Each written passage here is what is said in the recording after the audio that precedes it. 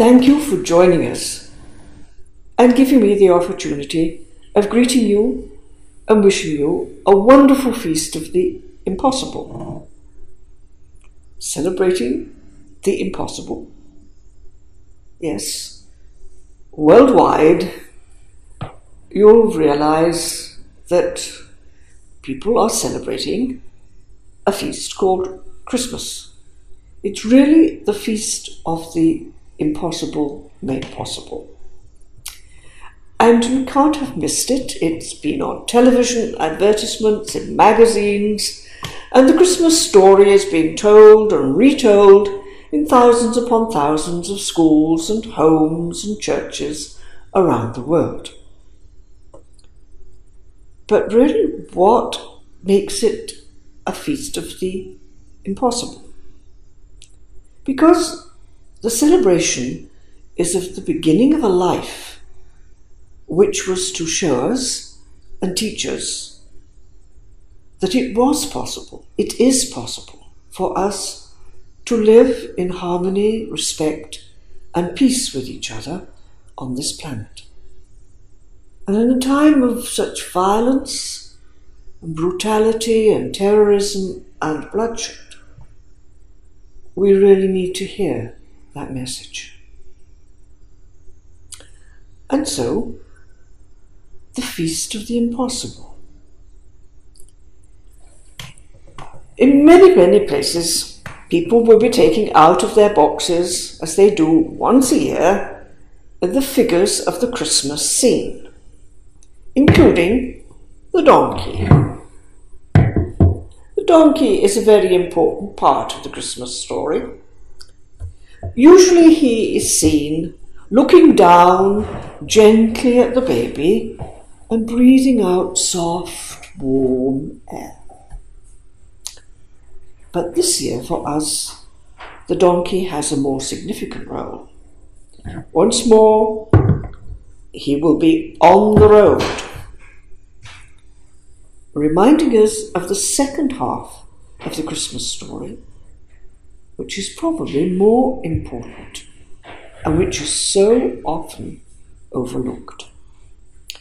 So our donkey will be on the road, a rough road, the road to Egypt. And why?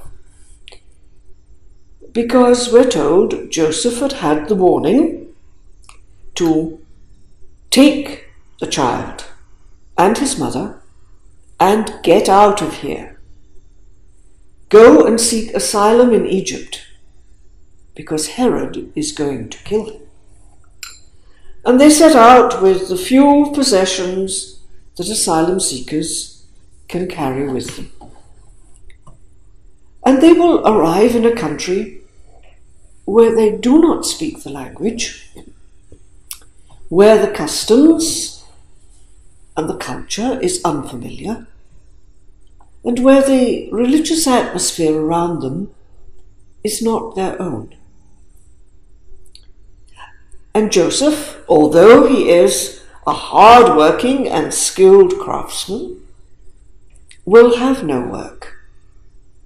And the young Mary, with her firstborn, will have no home. They'll be just the asylum seekers, the uninvited, unwanted, rather a nuisance, a drain on the economy, just the rest at the bottom of the social pile. Rethinking the real message of the Christmas story. This was brought home to me very clearly a few years ago when I was still sending out my greetings on the traditional cards. You know, the ones you probably sent yourself. And I sent out one year a picture of a young Muslim couple taking shelter in a bombed-out building in the ruins. And making her way through the ruins was an older Jewish woman carrying a basket in which there was obviously food left from her own family's meal. And with her had come her little granddaughter, who was carrying her pet cat, to lie down by the baby and keep it warm. What was surprising to me was the number of people who received that card but didn't recognize this as the Christmas scene. I mean, after all, there were no choirs of angels, no adoring shepherds, no kings with rich gifts. So what is Christmas? The impossible. I wonder if you've heard yourself say recently, as you look at the news of the violence and the wars going on in our world, when you looked at people who are opposed politically or in their religious values, or just long centuries of hatred, one nation against another, have you found yourself saying, oh, that situation will never change? If so, it really is time we listened to the real message of Christmas, the impossible, the hope and the assurance that we can bring peace and respect among our rich diversity of people in our human family, and we can learn to live together. But what does it take?